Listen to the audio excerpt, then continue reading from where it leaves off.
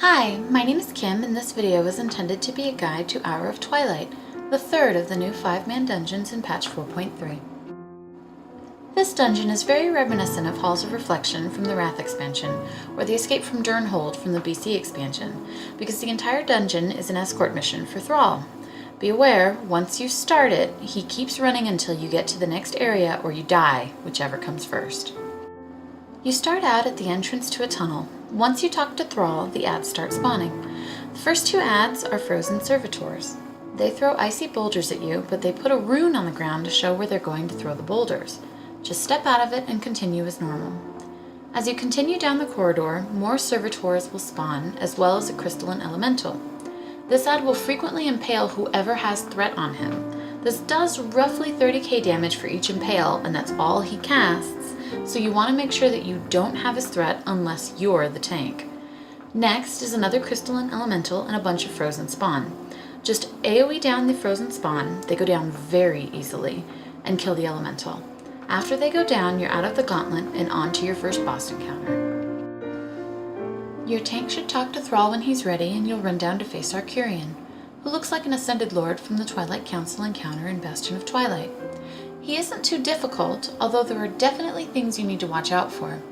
When you start the encounter, Arcurian summons ads to the cliffs around you. They begin throwing icy boulders at you, just like the previous trash mobs. Lucky for you, you brought Thrall along. It is Thrall's job to kill them, and he does a pretty okay job until Arcurian decides to freeze Thrall in a block of ice. At this point, it is the DPS's job to break Thrall out. Now, I will say that I have been in groups that have ignored this mechanic and finished off Arcurian just fine, but most of the time the number of ads on the cliff become overwhelming and they kill the party. The reason for this is because you get frozen in place by a spell that looks like a DK's Chains of Ice, and you're stuck there until the healer dispels them. You can still DPS, but the boulders don't stop coming, so if you're stuck in one place long enough, they will kill you. Of course, if you're a mage, save your healer the mana and please blink out of the chains. Once Arcurian gets low on health, he begins channeling a spell called Torrent of Frost, and this is the point where you want to burn him quickly. Once Arcurian is dead, Thrall breaks the wall of ice at the end, and you mount up and follow the path halfway across the map to your next hub at Galakron's Rest. Talk to Thrall and you start another gauntlet. During this gauntlet, Thrall becomes more useful as he drops a Rising Fire totem that increases your health and damage done and stacks up to 10 times. This is a great buff. Stand in it whenever possible. First up for the ads, you have a pair of assassins that are easily dispatched. After this, you will get a few sets of 5 ads. The 2 ads that I have found to be the most troublesome are the Priest and the Hunter.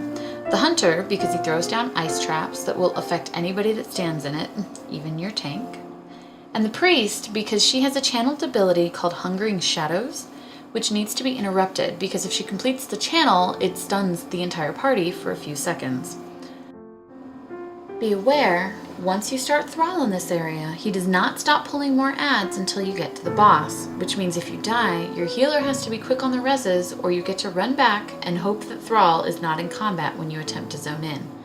Continue following Thrall through the area, killing ads and standing in his totem's AoE effect until you come to the next boss. This boss is a rogue named Asira Dawnslayer. Again, she is not terribly difficult, she just has a couple of annoying mechanics. She will occasionally throw smoke bombs on the ground, which do damage to the melee and makes her unattackable because your vision of the target is obscured. The tank simply has to move her out of this, and then you can continue killing her. She also periodically throws a knife at a random ranged party member, which causes them to be silenced for 3 seconds, if it actually connects. While the fight is going on, Thrall continues to throw down his totem, so make sure you stand in its effect. When the boss gets low on health, she casts a spell that looks like a hunter's deterrence and will not break until she gets hit hard enough.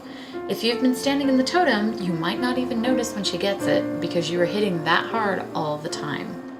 Once she dies, you will be treated to some RP and carried to your next destination via the Red Dragon Flight. Once you get there, you will have some other shaman from the Earthen Ring join you in order to kill the ads that are spawning at the entrance to the underground portion of Wormrest Temple. This is basically where you went for Obsidian and Ruby Sanctums during the Wrath expansion.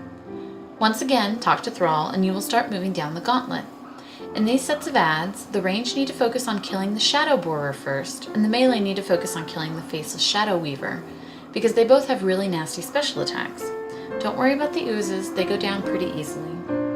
Once you make it all the way to the bottom, the last boss of the instance runs out to greet you. Follow him into the temple and engage him when ready. Archbishop Benedictus has a few mechanics that he does both on the light side and the dark side.